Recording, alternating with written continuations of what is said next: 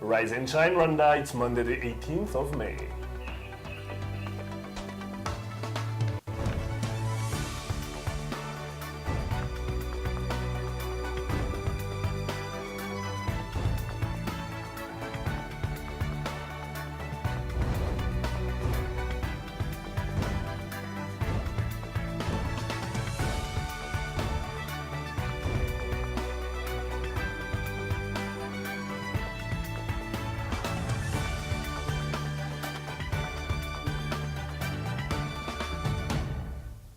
Coming up on today's Rise and Shine Rwanda. We'll look at the failed coup in neighboring Burundi and its consequences. Cricket family pays its respects to Rwandans killed in the genocide against the Tutsi. And we have some exercise tips for beginners in this week's Motivation Monday. Good morning, it's just after 7 o'clock in the morning and you're watching Rise and Shine Rwanda with me, Makeda Mahario. And me, Regis Isheja. Over the next hour, we'll bring you all the latest news, business and sports headlines from here in Rwanda and around the world. And the Rise and Shine team, the beautiful Rise and Shine team is here. It's a new week, guys. Arnold, what do we have in the world of sports? Start with the Steven Gerrard saying bye-bye, emotional moments at Anfield, and then cricket pays its tribute to those killed in the 1994 genocide against the Tutsi.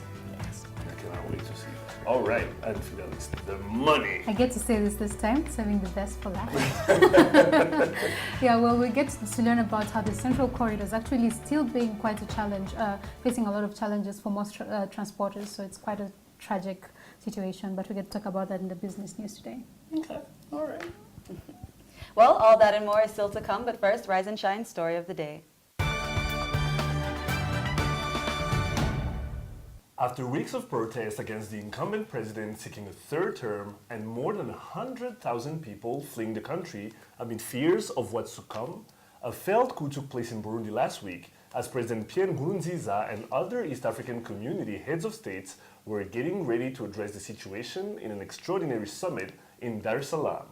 With President Nkurunziza returning to Burundi and the man behind the failed coup, Major General Godefroy Niyombare, nowhere to be found, where are we now and what can we expect between now and the election? Take a look.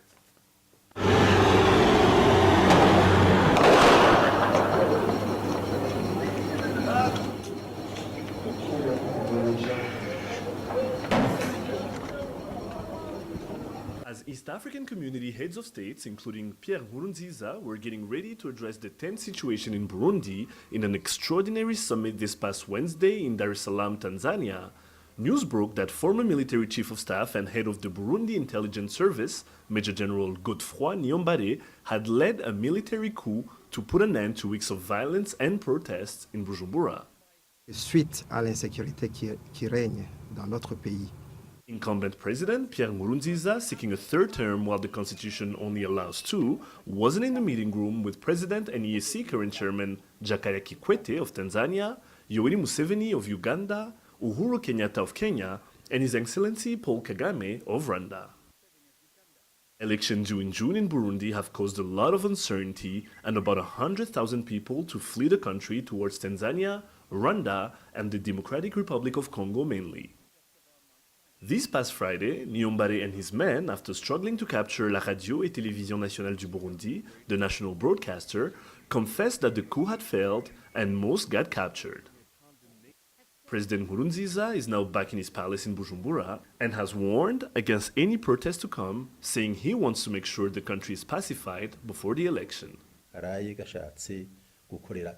As President Nkurunziza maintains he'll run for a third term, and with Major General Niyombare still on the run, how critical is the situation at the moment and how fast can our neighboring country unravel? Many questions and very few answers at the moment. Regis Isheja, Rise and Shine Rwanda.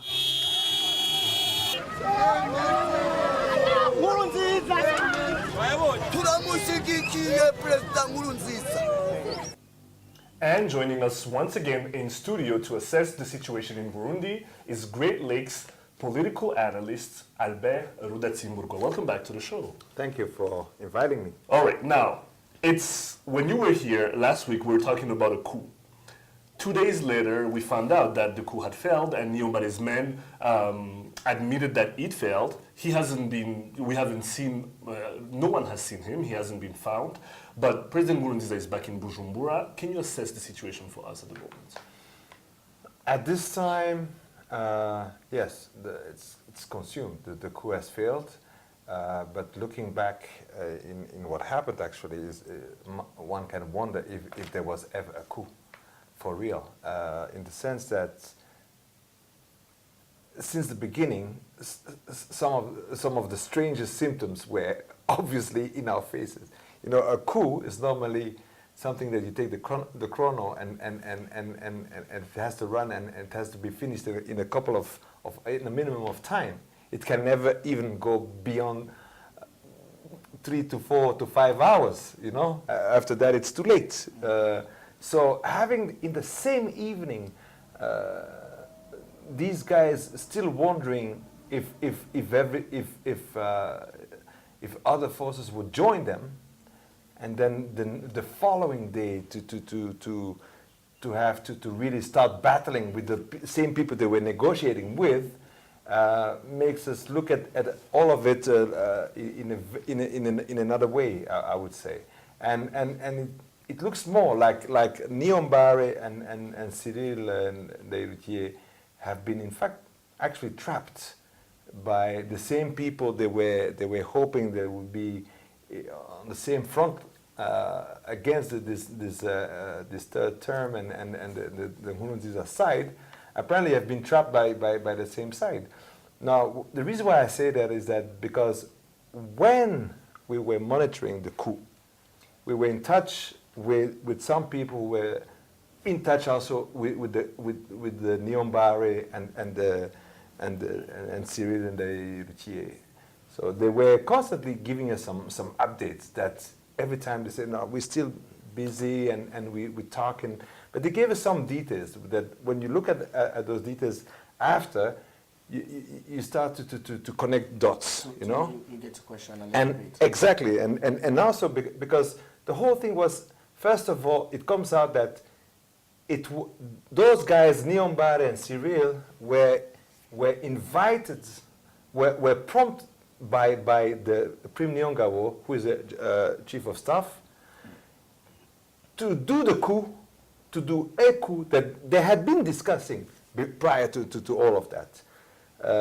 It was somehow they were in touch. So that shows you already that these guys were like on two sides. So they had been in touch. And on that, the night before, apparently, according to those comments, they say they prompted them to do it on that day that the president would be traveling to the summit. No. Classical. It's a very classical. Do you believe that General Niyombare, going by his popularity, because he was easily one of the most popular leaders of the Burundian forces, going by his popularity and his influence within the party, if he had quit the party, he would have been a big threat to President Nkurunziza's third term. Well, at this time, the scenario was that he was the threat because he was not in the Congress. He had been kicked out of his office. His wife had been a victim of an attempt on her life. So everybody knew Niyombare and some of his side were a threat. So it was indeed an opportunity also to get him out of his hidings, because ever since, according to some reports, there was a bounty on his head that had been put by Nkurunziza. So somehow that was a way to get him out by his colleagues. The chief of staff and minister of defense said, you know what, tomorrow is D-Day. And the other guys, how well are we prepared? I said, we have arranged everything. They told them the scenario according to our contacts. So they went into that. And finally, to find out that the following day that they were alone, you know. So again, they tried to fight. I don't know how much of that is staged or not, because the only 3 people were killed in such a loud and heavy, according to everybody, you know. So casualties were so minimal. So all of that shows us that, you know, at the end of the day, that coup doesn't look like it was a real coup, but it was eventually masterminded by the one who says he's the victim. So now that the coup attempt has failed, apparently, there have been some calls for the election to be delayed, and now Presidence in Burundi is saying that maybe that will be the case. What do you think, though? Because I would think that if the elections are delayed, that wouldn't be the best for Nkurunziza. So I would say, if you don't mind, I just want also to come back first by the fact that when the coup was definitely clear that it had failed, and Nkurunziza coming back, at the end of the day, he's back at square one. Because he's still there for a third term, but that nobody wants, and still facing some freezing of aid of donors, countries, all right? And the U.S. topped up on that to say, you know what? And your troops might not even eventually qualify for the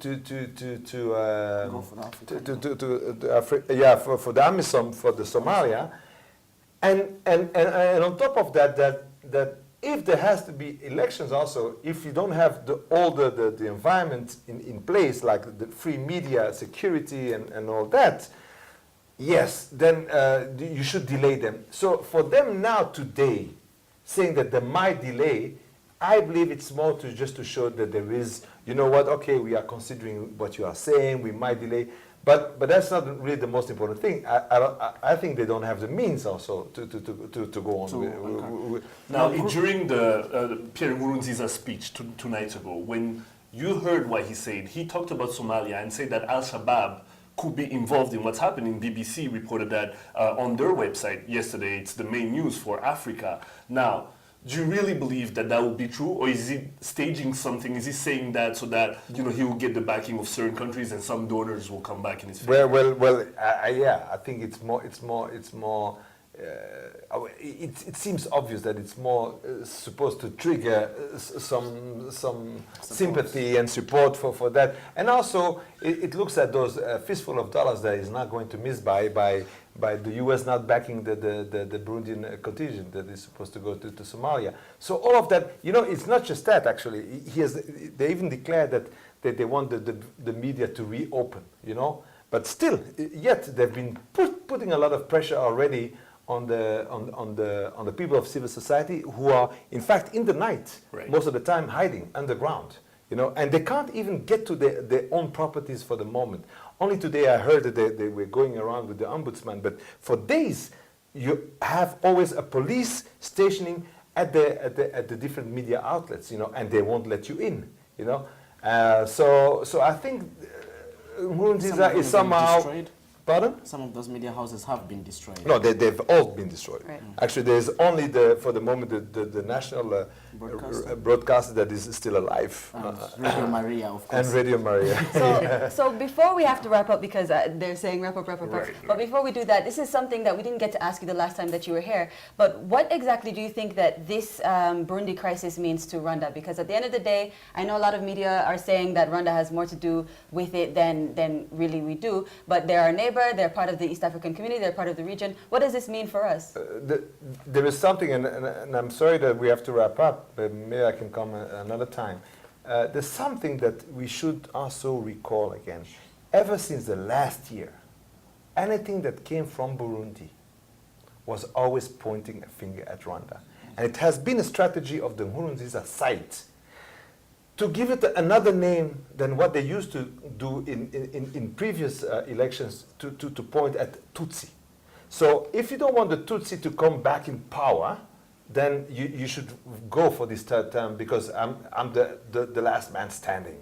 That is his theory. And the other, because he's facing competition from the other parties who are saying that don't bring back ethnicity because that's not the point. It's about governance. We've moved past that. We've moved past that. It's now about governance. Now bringing in Rwanda's, even if in the last speech that is posted on his website, the last paragraph, some analysts are saying that in fact he means Rwanda when he's pointing at enemies, And he means Rwanda. And indeed, I've heard from observers on location there that under the table, in fact, they are saying Right. that some grenades, some weapons have been Right. now imported into Burundi, all of that, you know. Well, it's a Pointing mess. I out. really hope that you can come back All and, right, and very chat a soon. little bit Let's more do with this us again. because we're not Yeah. ready to wrap up yet. Have just a wonderful day, and I'll be back whenever you call. You're Absolutely. welcome Thank back. you, Albert. You're watching Rise and Shine Rwanda. Stay with us. We'll be right back.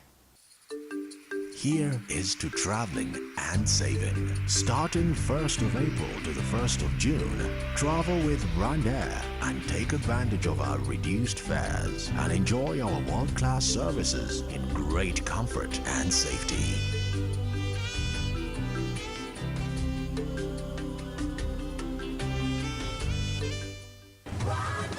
Fly our dream to the heart of Africa.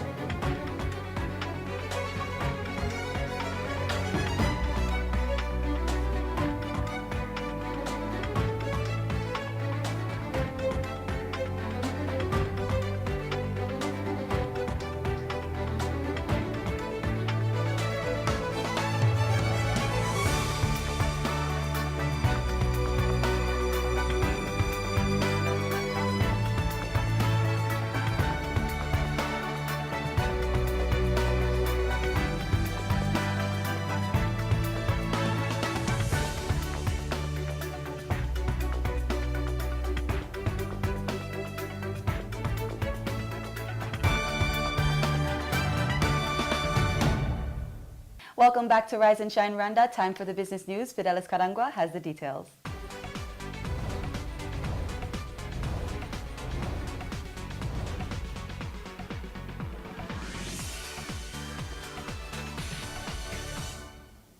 Business stories making headlines today. Transporters are still incurring losses due to delays at border posts despite the ongoing improvements on the Central Corridor. Among the issues stated, there are the incompatible clearing systems and many weigh bridges, which they say have increased the dwell time to between 7 and 9 days.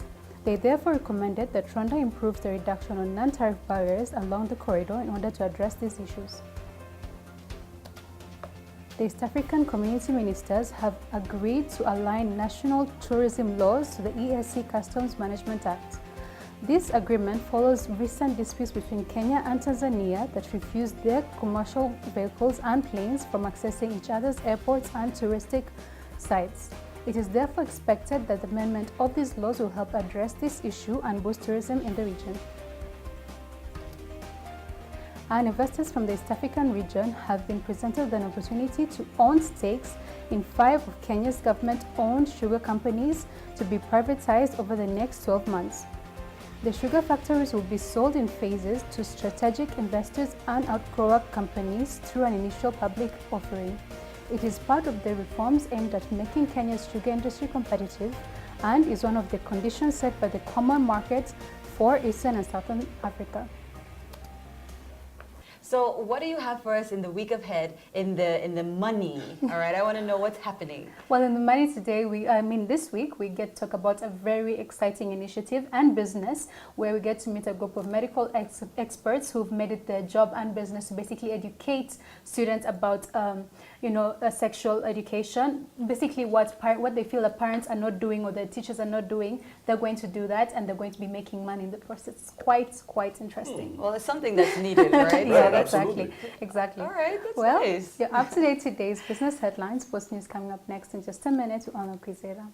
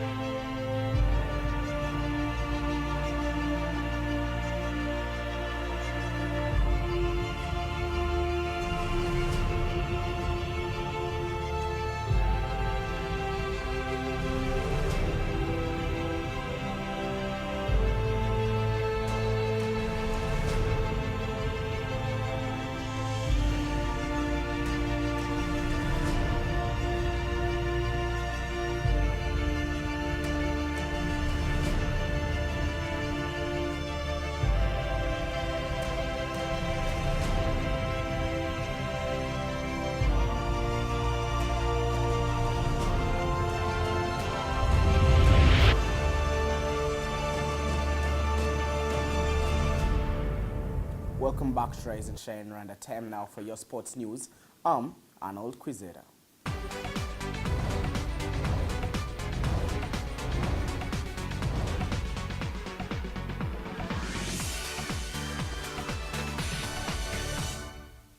Starting with football, the Tanzanian Football Federation has confirmed Tanzania as the hosts for this year's Sekafa Kagame Cup, slated from July the 11th to the 2nd of August. The 2014 Vodacom Premier League as champions Azam and runners-up Yanga will represent Tanzania mainland, while KMKM will represent Zanzibar. Sekafa Kagame Cup reigning champions Al Hilal, who won the 2014 league title, will represent Sudan, while last year's finalists APR will represent Rwanda, having won the league title last season. KCCA will represent Uganda, Gor Mahia Kenya, LLB Academy Burundi, Al Malaika South Sudan, and St. George Ethiopia are also expected to compete courtesy of being league champions in their respective countries last season. Still with football, there was no fairy tale ending for outgoing Liverpool skipper Steven Gerrard as he made an emotional farewell to the Liverpool crowd at Anfield over the weekend. Gerrard was given a guard of honor by players of both teams in a match that Palace went on to win 3-1, a sign of Liverpool's inconsistency this season. The 34-year-old is set to join American side LA Galaxy and ruled out a loan move to Liverpool during the American preseason. On to cricket. Sport has been hailed as a fundamental unifier in so many areas world over, and the Rwandan community can bear witness to this. Over the weekend, the Cricket Association paid homage to those killed in the 1994 genocide against the Tutsi in Bugesera with several activities. Take a look.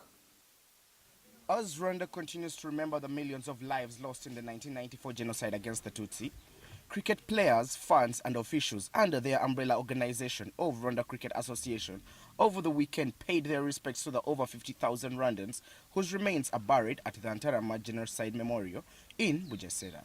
ari urwibutso yari kiliziya ni urwibutso ahashyizwemo ibihumbi bitanu birenga by'abatutsi biciwe hano ndetse n'abagenda baboneka hafi aha ngaha mu bihuru.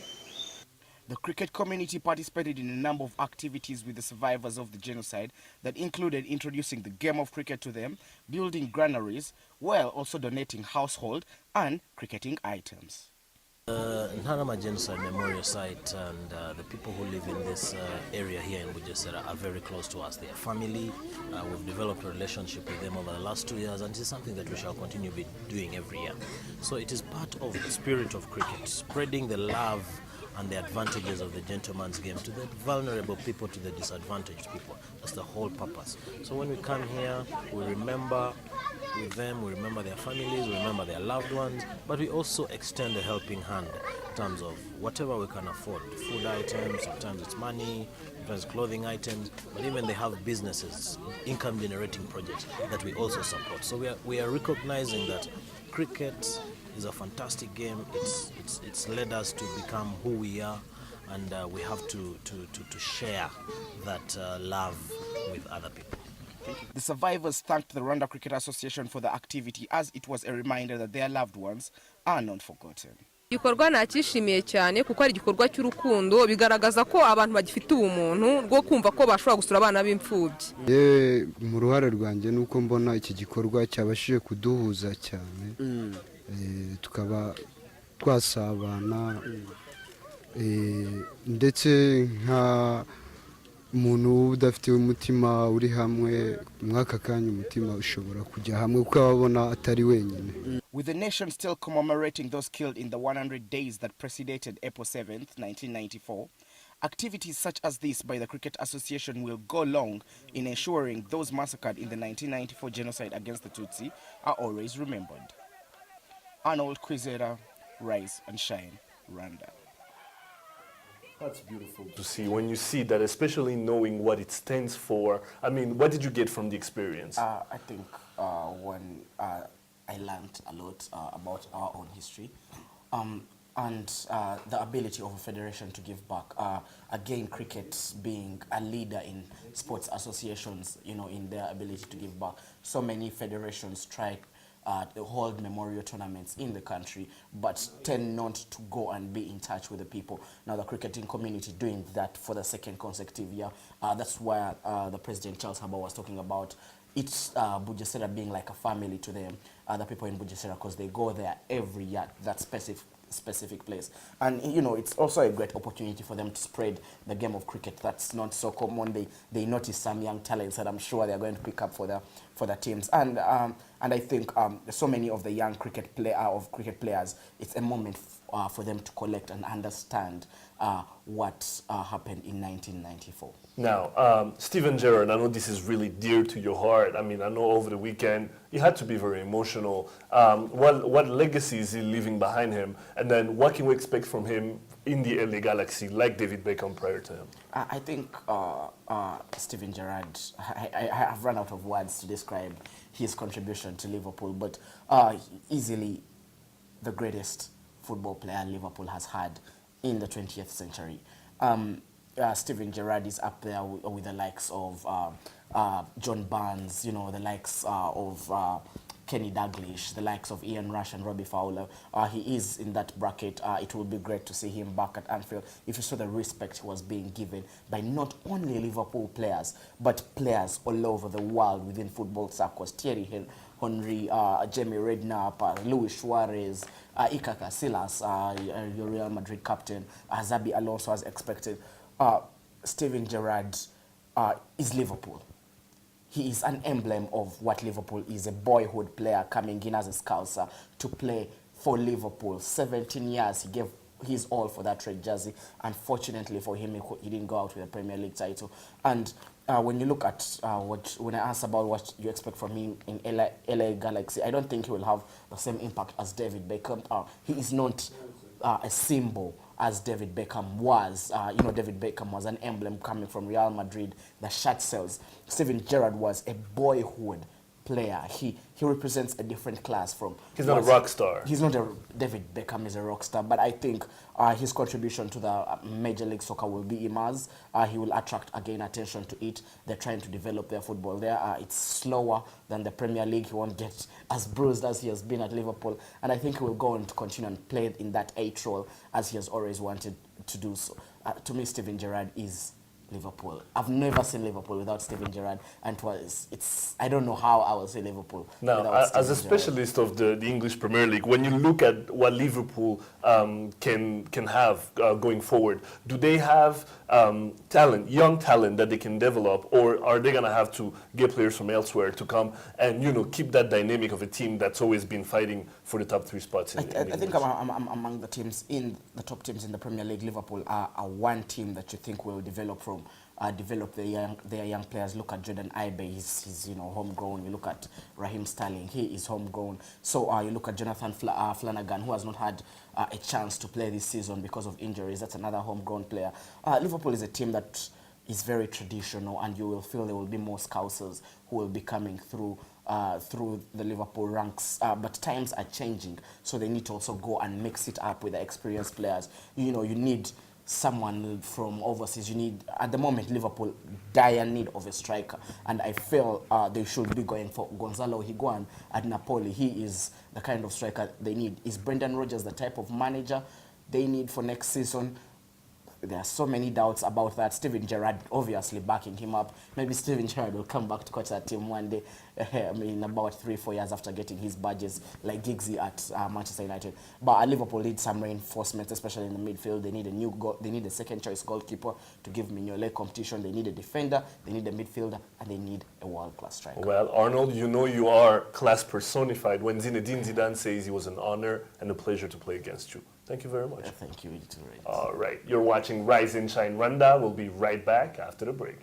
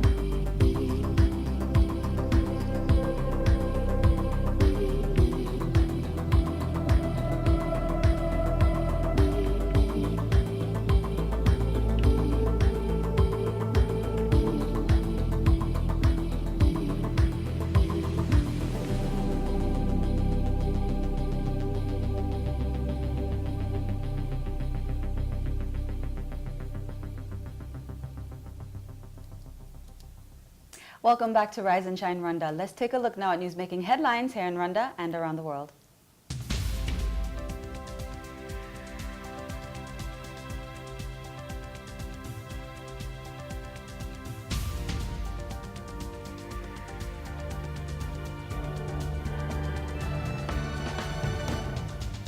Ministry of Disaster Management and Refugee Affairs reported that more than 26,000 Burundian refugees are in various camps across the country.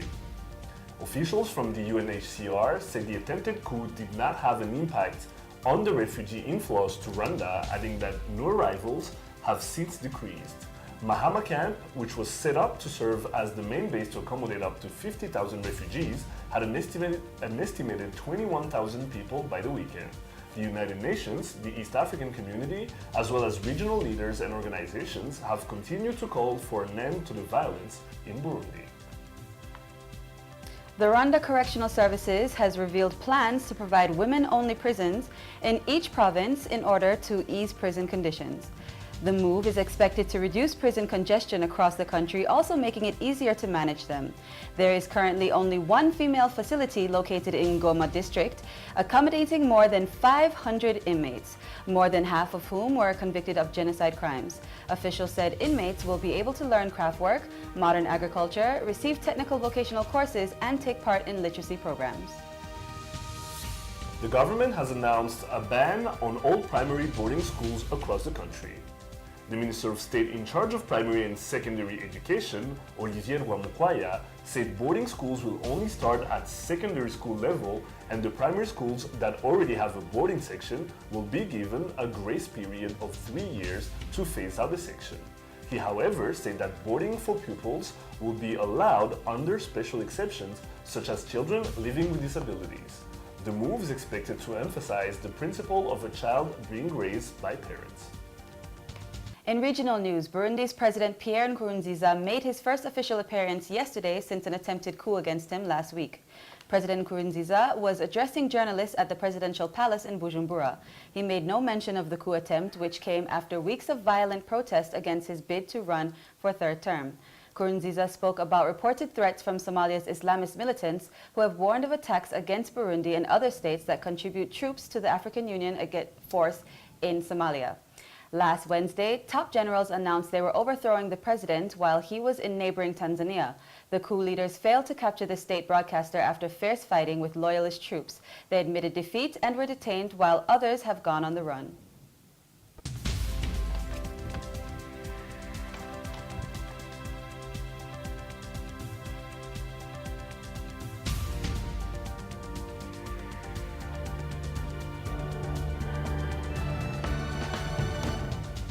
Okay, lots more still to come. Lifestyle is up next. Plus, we take a look at what's hot right now in our daily debate section. Hot Topics. We'll be right back.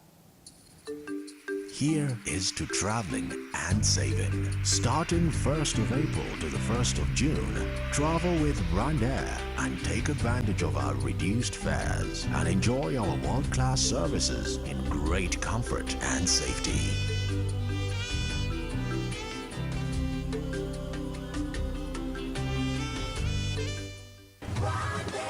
Fly our dream to the heart of Africa.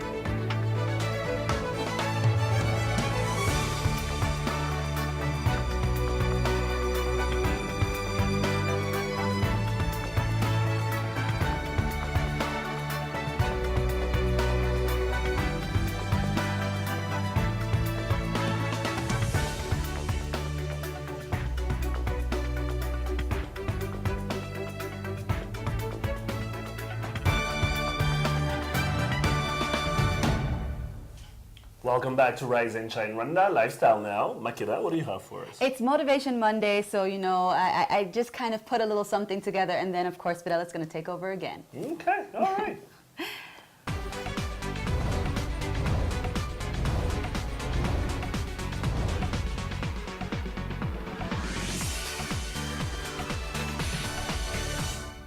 It's not easy to get in shape when you're on a busy schedule. Working out can easily be overlooked on a hectic day. But one thing that many people underestimate is that doing just a few simple exercises in the morning can energize you for the day as well as contribute to your mental and physical fitness. I don't know about you, but when I make the effort to work out, I like to have a certain routine that I can follow. When I know what exercises I'll be doing, it makes the whole task just a little bit easier for me to take on. So, for this morning's Motivation Monday feature, I asked an exercise instructor to give us some tips and show us some easy exercises we can do first thing in the morning before we start our day. Check it out. They say now is always the best time. So, we made our way down to Waka Fitness to meet with exercise instructor Kwizera Gilles to get some tips on how beginners can start to get fit right away. Icyambere na mbere umuntu ugiye gutangira gym agomba kubanza kureba muganga ukamenya nimba nta burwayi bwamubuza gukora siporo iyo ari yo yose yaba afite kuko hari uburwayi ushobora gukora siporo ugahuhukira rimwe nta kindi kintu ukoze siporo niyo yaba exercise imwe gusa rero ugomba kugira iki kubanza kureba muganga kugira ati nta kibazo wakora siporo iyo watangira kuri siporo ntabwo ari ibintu bikomeye cyane ushobora gutangira wigorora utuntu tukeya cyane nka turanaberetse muraza twerekana turanaberetse ugatangira wigorora mu gitondo nimba nta muntu ugufasha uwo mwakorana wabikoresha wenyine nta kibazo. Kwizera showed us an easy routine to follow in the morning for a fit start to your day.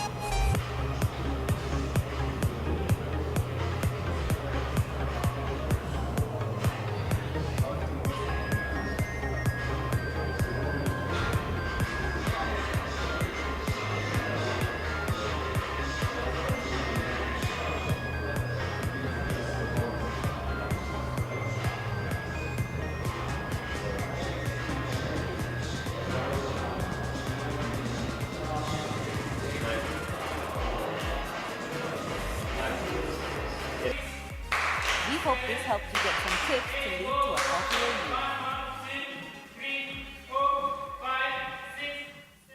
And joining us now is Kwizera Gilles, Taibo instructor from Waka Fitness. Gilles, murakaza neza kuri Rise and Shine Rwanda. Murakoze cyane. Ese Taibo ni exercise mbese urebye mu by'ukuri ni nshasha mu Rwanda, ntabwo abantu benshi barayimenyera. Ese dusobanurira Taibo ni iki mu nshamake ku muntu urimo kurekikanira cyangwa kibaza se tuzi tora twumva gym tonique nizo mbese abantu benshi bamenyere. Ese Taibo ni iki urebye mu by'ukuri? Murakoze. Taibo ni siporo nshyashya ariko si nshyashya, ni nshyashya mu Rwanda ariko si nshyashya mu rwego rw'isi. Ni siporo ukora ugerageza gukoresha ingingo zose, ukoresha amaboko, amaguru, bisa nk'ukora nk'ingumi nk'ababoxeri, ukarambura mu ngingo zose, utera imigeri. Ese noneho njya mbona byenda kumera nka aerobics. Ese Taibo ni kimwe na aerobics neza cyangwa se hari aho bitandukanira, kandi se niba hari bitandukaniye hehe, kandi mbese benefits zo kuzikora zombi nizi? Murakoze. Taibo itandukanye na aerobic. Aerobics bajyamo gusimbuka cyane. Taibo habamo gusa nko gutera ingumi cyane n'imigeri nko gukina karate. Kuvuga ngo aerobics urasimbuka cyane nk'ubyina, harimo enjoying yo kubyina. Nto bitandukanye. No, Taibo no kurakara. Taibo habamo ikintu cy'umujinya ariko utari wo kugirira umuntu nabi, ukora siporo. Ariko kuvuga ngo ugerageza kubiva ko mu Rwanda kubera ko itaratera imbere cyane. Ukora Taibo kuko ingumi gusa ntabwo abanyarwanda bayikira. Kuvuga ngo ugenda ugerageza kuvangamo aerobics na Taibo. Ese noneho nje ndabizi nakoze class yawe rimwe ariko navuyemo numva nashize. Mu by'ukuri umuntu ushaka gutangira Taibo ese ayimenyera mu gihe kingana gute, yegura nk'igihe kingana gute kuburyo yumva ko ashobora nko gukora session yose cyangwa class yose akayirangiza mva nta kibazo afite? Urakoze. Ubundi Taibo bayimenyera mu gihe gito cyane bitewe n'ubushake bifitemo. Kuvuga ngo habamo ikintu cyo kugira patience, kwihangana. Noneho habamo bitewe n'uko ungana nanone n'ibiro byawe, harimo bigora gutera umugeri ukawuzamura hejuru, gutera ingumi nziza. Kuvuga ngo haraho bigora cyane, sirito nk'abanyarwandakazi ariko ubona ko abazungu cyane cyane abantu b'abanyamahanga baba barabishobora cyane ko ni siporo basa nk'aho bamenyereye cyane. So njye ngerageza kubivanga kugira ngo bigire agaciro. Noneho se tubwire nko ku muntu ushaka kuyitangira, ese hari ibintu twabonye bavuze ngo ni byiza ubundi umuntu abanje akajya kwa muganga. Ese irakomeye cyane ku buryo wenda yagira ingaruka nko ku muntu wenda wumva ko bitari ngombwa kujya kwa muganga? Biri important cyane ko umuntu abanza kwa muganga? Ntabwo bikomeye cyane, gusa nuko ugomba kubanza kumenya kuko uhagaze nk'umubiri wawe. Noneho se tubwire, ese exercise twetse iminota 4 umuntu mbese yayikora yo yonyine wenda ntakore izindi siporo kandi bikagira ingaruka imwe akabasha wenda no gushaka kunanuka, wenda akabasha kunanuka, cyangwa se ni ngombwa ko iyo mu gihe uyikoze ni ngombwa ko ubongeraho n'izindi siporo wenda mu munsi, wenda nimugoroba utashe cyangwa uvuye mu kazi? Iriya nifasha umuntu utabona umwanya cyane nko kubizinduka kwa mu gitondo, bigufasha kwirirwa umeze neza.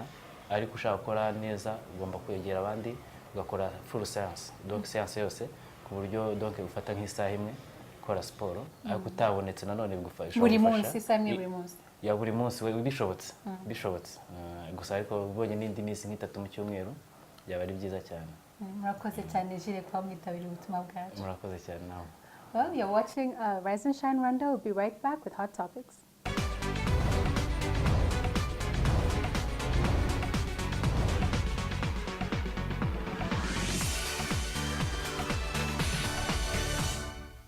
Welcome back, and it's that Hot Topics time again. As always, the Rise and Shine team have been out and about gathering everything you need to know about what's happening here and abroad, from what's trending on Twitter to debates in your local cafe. We've got it for you right here and right now. Now, today's hot topic is actually about a new ban that's been passed by the government on having boarding as an option for primary schools. No more boarding primary schools at all. And this is apparently so that, you know, parents actually raising their children until they're old enough to be away from the mother and father, you know, yeah, basically. All right, so basically that's what they're trying to promote. And for primary schools that already have boarding, they're going to be giving them like a grace period of 3 years to kind of phase it out. But really it's, they also have some exceptions as well. They have exceptions for children who have disabilities, who need special places. But of course, the Ministry of Education is going to have to approve those schools that have, you know, special facilities for children with special needs. But what do you guys think about this? For me, I think it's great, but there's also two sides to the coin, because there's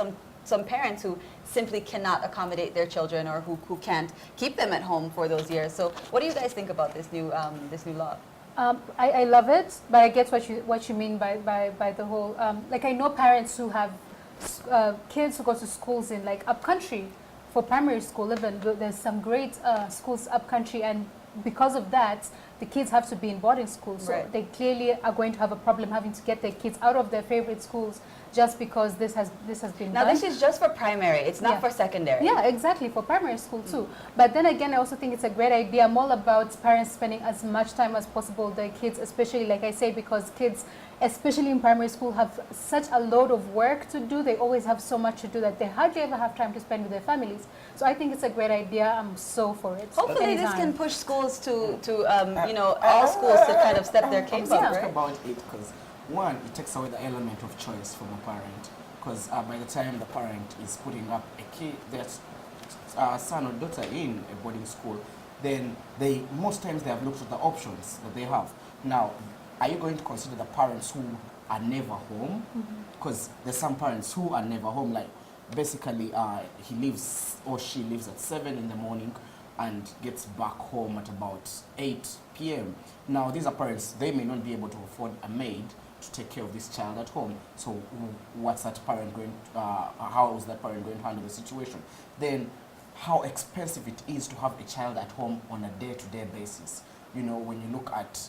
Is it more expensive than boarding school? I think it's more expensive, because when on a day-to-day basis, you will spend more than in the long run when you're going to pay about 200,000 francs to a school.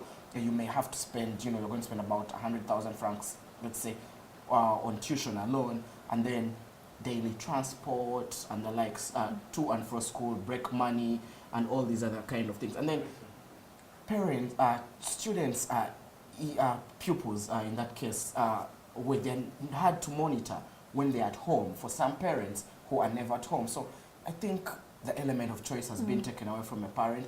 Parents should have been consulted, or there is another side that the government is not giving us yet from the cabinet. Is it a security reason? Yeah. You know. So I personally think it's yeah, I understand what you're saying, but like let's look at it as an example of, honestly, right now, kids who are in school, primary school, secondary school, are really young. You see a kid who's 12, who's in senior 2, you know, right now. So kids are really young, and they go into boarding school when they're really young too. And that's when, I mean, I know this from experience, boarding school is not always the easiest thing to get into when you're really young, because there's things like bullying that go on and all these things that you want to also you protect miss your parents, exactly. right? And you want also, to protect you your have kid to from for as long as also put possible. into, remember, we're talking about kids here. They need a foundation. Exactly. Their foundation, as great as school is, their real foundation is their parents. They need their parents around, their family around. So I can understand wanting to, you know, wanting to give the parents some choice, especially those, like you said, who are both working and do not have maids. But I mean, kids, an 8-year-old kid who is in a boarding school, it's not sitting well with me. I think my disagreements with the whole, the way the Rwandan child is held in school, the privileges a Rwandan pupil has are similar to what a British student or pupil has. Now, the difference, when you look at the current generation of British kids, because what we adopted was the British system in Rwanda with regards how students are supposed to be treated at school. You know, they're not supposed to be caned, they're not supposed to be screamed at. The only person allowed to do that is a parent, and I think that's why they're pushing it. They're saying they should only be in the school. But when you look at it on the other side, that the parent is not there, and then this kid is in a day school, you will have a whole generation that can hardly make its own fundamental decisions. And that has happened with the current British setup. When you look at majority of the kids who are easily influenced by ICs and all these kids, they have come from that generation of school whereby they had all these privileges. So I mean, why are you taking away the boarding So But I think apparently, even this, yeah. according to officials, this is actually all for the benefit of the children and nothing else. So the ban also comes along a new regulation that sanctions parents who don't send their children or their child to school, and also adults who employ children, making them unable to attend school. So it all kind of goes together. So really, it's supposed to be about the development of a child, but there are different thinking. There are different schools of thinking. Some people think that a child has to be with their parent during those years, and some people are okay with boarding schools. And I think we shouldn't force it on them. Well, we shouldn't throw out the fact that boarding schools do go through great pains to make the experience one conducive to a child's developing and doing well. Shouldn't that be from a certain age, though?